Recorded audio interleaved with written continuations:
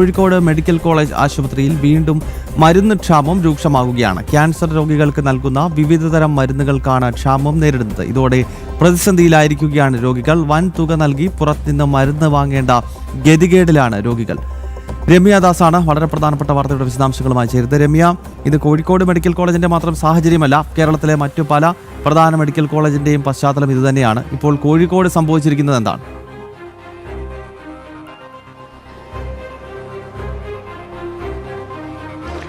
തീർച്ചയായും ഗൗതം, സംസ്ഥാന വ്യാപകമായി തന്നെ ഇത്തരത്തിൽ മരുന്നുക്ഷാമം, അതായത് മെഡിക്കൽ കോളേജുകളിൽ മരുന്നുക്ഷാമ രോഗികൾ വളരെയധികം അനുഭവിക്കുന്നുണ്ട്. കാരണം നമുക്കറിയാം, ഇപ്പോൾ കോഴിക്കോടിനെ സംബന്ധിച്ച് നോക്കുകയാണെങ്കിൽ ഏകദേശം 7 ജില്ലകളിലെ രോഗികളാണ് ഈ കോഴിക്കോട് മെഡിക്കൽ കോളേജിനെ, പാലക്കാട്, മലപ്പുറം ഉൾപ്പെടെ 7 ജില്ലയിലെ രോഗികളാണ് ഈ കോഴിക്കോട് മെഡിക്കൽ കോളേജിനെ ആശ്രയിക്കുന്നത്. ഈ മെഡിക്കൽ കോളേജിലാണ് ഇപ്പോൾ ക്യാൻസർ രോഗത്തിനുള്ള മരുന്നുകളുടെ ക്ഷാമം അനുഭവപ്പെടുന്നത്. ഈ നിലവിൽ ഇപ്പോൾ ഈ വിഷയവുമായി ബന്ധപ്പെട്ട്, കാരണം ഈ രോഗികളെല്ലാം ഈ ഫാർമസിയുമായി ബന്ധപ്പെട്ടെല്ലാം ചെല്ലുമ്പോൾ പുറത്തുനിന്ന് വാങ്ങേണ്ട അവസ്ഥയാണ്. കാരണം വലിയ വില കൂടിയ മരുന്നുകളാണ് ഈ ക്യാൻസർ രോഗികൾക്കെല്ലാം ആവശ്യമായി വരുന്നത്.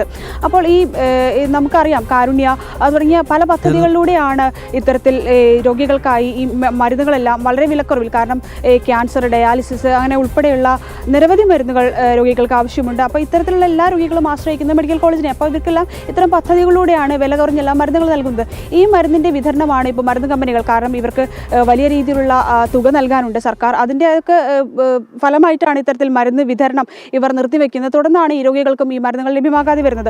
അപ്പോൾ ഈ ഇത്തരത്തിലുള്ള സമീപിക്കുന്ന മെഡിക്കൽ കോളേജിനെ എല്ലാം സമീപിക്കുന്ന രോഗികൾക്ക് പുറത്തു നിന്നും വലിയ തോതിൽ പണം മുടക്കിയാണ് ഈ മരുന്നുകളെല്ലാം വാങ്ങേണ്ടി വരുന്നത്. നമുക്കറിയാം, പല രീതിയിൽ തന്നെ പലതവണയായി ഇത്തരം വിഷയങ്ങളെല്ലാം വലിയ തോതിൽ കോഴിക്കോട് മെഡിക്കൽ കോളേജ് ചർച്ചയായിട്ടുള്ളതാണ്.